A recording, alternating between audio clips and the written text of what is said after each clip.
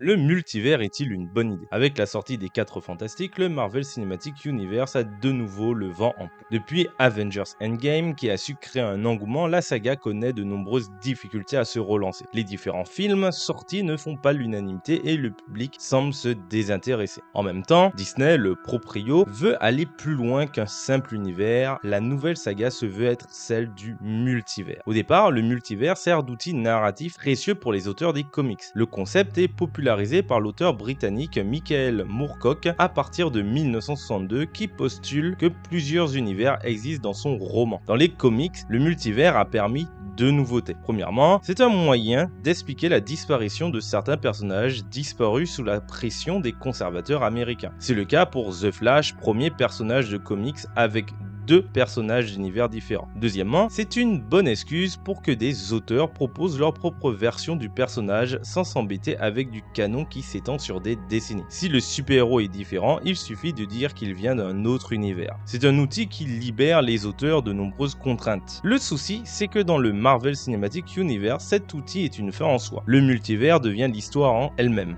Difficile d'apporter de la continuité, de la cohérence quand le tout et son contraire deviennent possibles. Bien entendu, ce n'est pas le seul problème de la direction que prend le MCU à l'heure actuelle. Le multivers reste un outil qui favorise la créativité et le laisser-faire, ce qui n'est pas toujours le cas avec Disney et sa mainmise sur les créations. Qu'en pensez-vous? N'oubliez pas de vous abonner, le Vox Minuto reste ouvert tout l'été.